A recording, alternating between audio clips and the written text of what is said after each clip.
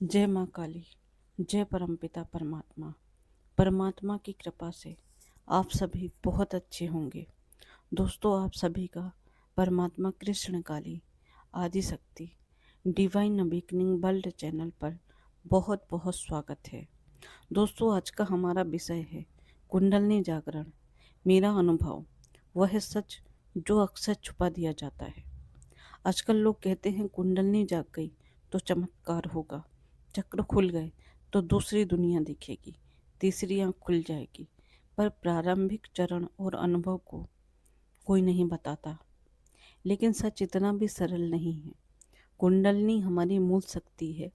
यह कोई बटन नहीं है जिसे दबाते ही सब बदल जाएगा। यह अपनी गति से चलती है। हम उसे जोर देकर ऊपर नहीं ले जा सकते। पहले क्या होता है, पहले साधक के भीतर की अशुद्धियां सामने आती हैं। पुरानी बुरी आदतें छूटती हैं, बुरी संगति छूटती है, फिर स्थिरता आती है। दुख आता है पर डर नहीं आता, समस्या आती है पर भागना नहीं पड़ता। धीरे धीरे साधक समझने लगता है कि मैं शरीर नहीं आत्मा हूँ। जिस दिन वह यह स्वीकार कर लेता है, उसी दिन उसकी यात्रा शुरू हो जाती है। चक्करों को देखने से पहले हमें अपने भीतर की अशुद्धियां देखनी चाहिए।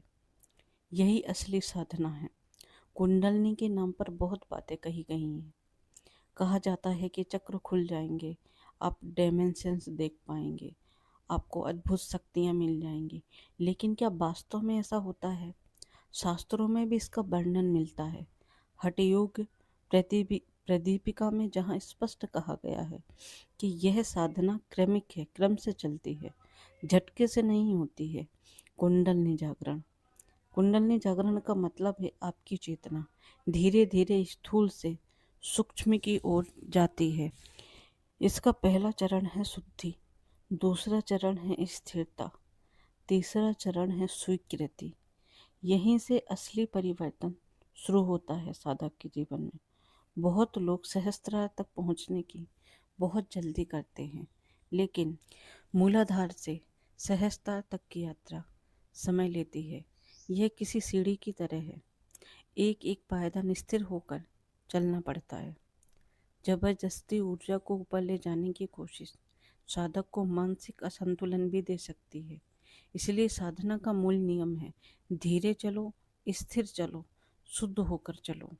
जब आप भीतर तैयार होते हैं तभी ऊर्जा स्वतः ही ऊपर बढ़ती है, और तब तक आपको बाहरी चमत्कार नहीं दिखते, बल्कि आप